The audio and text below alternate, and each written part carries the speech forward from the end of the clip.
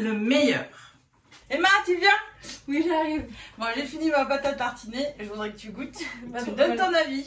Alors, premier, elle n'a pas encore goûté. Non, non, non. Je t'ai acheté des petites carottes. C'est gentil, merci. Augmenter la gourmandise.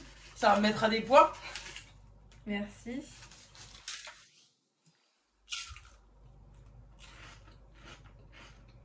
Ah! Est-ce qu'on me sent bien la noisette?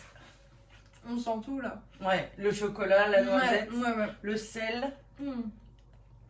C'est délicieux. Alors, on commence la recette. Je vais allumer mon four à 160 degrés. Je vais peser mes noisettes. 200 g de noisettes et 200 g d'amandes ou 400 g de noisettes. Donc j'ai des noisettes sans peau et des noisettes avec peau, c'est pas grave, je vais les mélanger.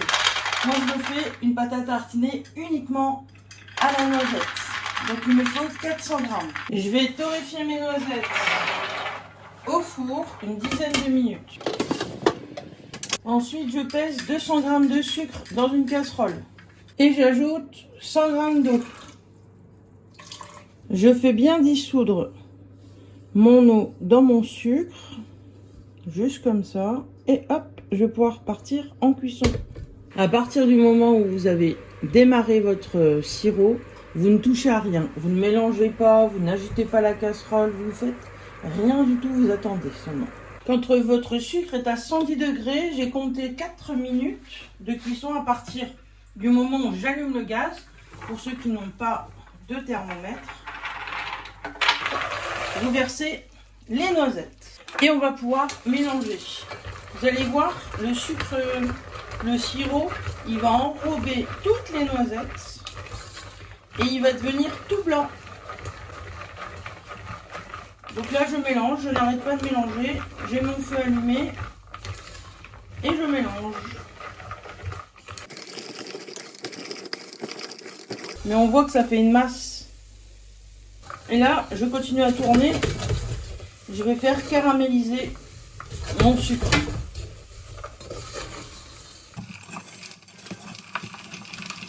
En fait, le sucre, il va refondre. Il va enrober de caramel toutes mes noisettes. Quand toutes mes noisettes sont bien caramélisées, je vais pouvoir les débarrasser pour les laisser bien refroidir.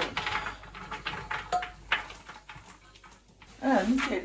Donc j'ai attendu une bonne vingtaine de minutes. Alors pour la pâte à tartiner, obligé, il faut un bon mixeur. Enfin pour cette quantité là, ou alors pour réduire au maximum s'il y a des tout petits mixeurs, parce qu'il faut vraiment beaucoup de force. Donc je mets toutes mes noisettes dans le mixeur. Allez, c'est parti, on va réduire en poudre. Là, il y a toute la matière grasse qui commence à ressortir. Et ça va faire une pâte, puis quelque chose de très liquide. Alors là, ça sent la noisette. C'est merveilleux.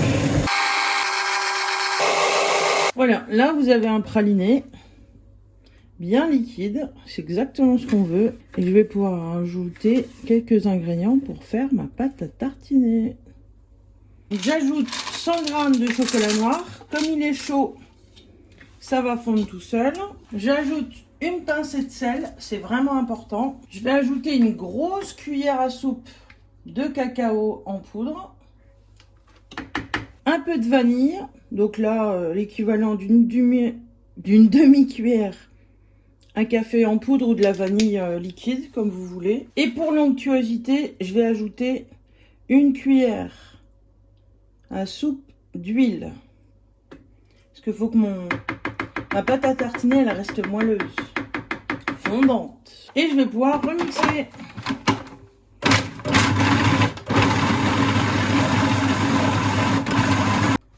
Avec très peu d'ingrédients, on a une pâte à tartiner merveilleuse.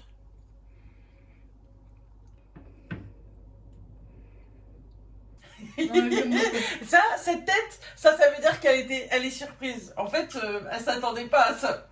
Exactement. C'est pas une pâte à tartiner Nutella, ça n'a rien à voir.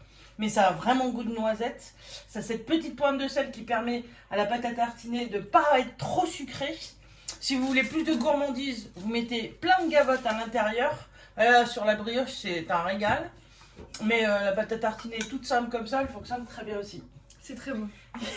Nickel pour le brunch de bar. Merci d'avoir partagé ce bon moment avec moi. N'hésitez pas à vous abonner. Je vous dis à bientôt.